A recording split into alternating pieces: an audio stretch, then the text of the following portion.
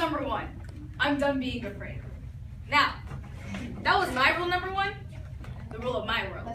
There are plenty of other rule number ones, such as rule number one, be fearless, or rule number one, be yourself, or my personal favorite, rule number one, don't wake up dad from a nap, ever. I think that it's terrible that such beautiful rule number ones have to exist in the same universe as the not so beautiful ones, such as rule number one, always shoot to kill. Last year, 963 unarmed civilians were shot by the very people who were supposed to protect us. But I know that rule isn't written on paper. None of the rules are written on paper. Rule number one was written in their minds as they pulled the trigger. Rule number one, if it's just a little bit different, sad, or relevant, don't talk about it in school. Sorry, but I'm about to break that rule. I probably already have. Books were banned because the F word was said on multiple pages, though I hear kids openly talk about how awesome Deadpool and 22 Jump Street was. Books were banned. Books were banned because the N-word was used, although I hear that and plenty of other words resonate throughout these halls every day. Books were banned. Books were banned and trashed and burned because it portrayed love. Not love between a man and a woman, but love between two people who cared about each other and would do anything to make each other happy. You don't even read this one in high school, because rule number one, queer doesn't happen here. I'm tired of hearing the same statements over and over and over again. If you're bisexual, you're an attention seeker. If you're a lesbian, you're ashamed that you can't find yourself a boyfriend. If you're straight, you're lying to yourself. How am I supposed to give you an answer if you won't accept any of them? Rule number one, rule number one, rule number one. I'd like to think that what words can't say through writing, they can be expressed through speech, since conveying emotion through a whole bunch of scribbles on a dead tree seems kind of hard these days. But then again, speech is just a bunch of nonsensical sounds coming out of your mouth, and it can be as decipherable as a dog's bark. So that leaves us with expressing and conveying our thoughts into emotions, into actions. Oh wait, people don't like it when we express ourselves. It violates their nonsensical rule number one. So I guess it's best for us to just sit around like dolls, wasting space on the shelf called life, because it isn't living. It's simply being put where you're supposed to be, which is where they want you to be. And you can't stop it, no matter how much you fight back, no matter how much you say no.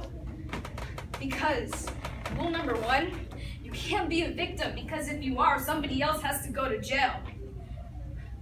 Every 2 minutes, an American citizen is sexually assaulted. Every 2 minutes. That means that by the time I've been reciting this poem, somebody else is being violated. But they can't do anything about it because nobody would listen to them. That's why I'm saying something to you now, so you can do something about it. Rule number one. When starving yourself, it will hurt a lot. Like your stomach is on fire, but you must keep going as it will get easier each time and you'll feel better about yourself in the end, even if it's only for a short amount of time. That's why you do it over and over and over again. Funny, my friend once told me that. She also said the same thing about self-harm and then later about attempting suicide. Rule number one. When I found myself falling in love with a boy, I thought about how much fun we would have together, walking along the shoreline, etching our names into the tree, and talking for hours on end. Just like in the books, just like on TV, just like in the movies. When I found myself falling in love with a girl, I didn't know what to do with myself. So I followed rule number one. Freak out. Rule number one. Deny the truth.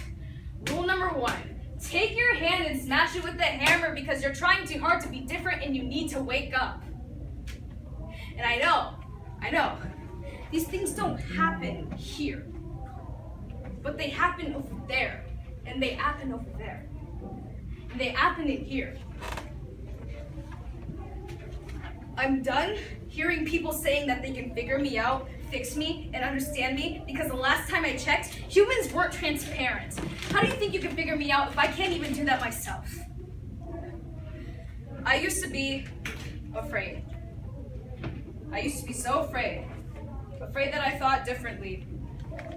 Afraid that nobody else noticed all the people standing in pain right in front of them. Afraid that I was following the wrong rules, that I wasn't doing enough. That's why the only thing written on this paper is "This is the world, now go be its changer." I'm done being afraid.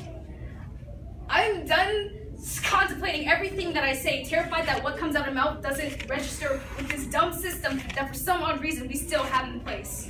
I'm done with changing my pronouns from she to he and from him to her because who I'm in love with and who I'm friends with isn't right, sane, or good for me. I'm done with sitting at the edge of my bed contemplating everything that I have to say because I'm trying to answer questions that I didn't have in the first place until somebody else shoved them into my face, throwing my entire existence out of place. I'm done shutting away every part of who I am into a closet like it's 1945 Amsterdam because rule number one, I'm done being afraid.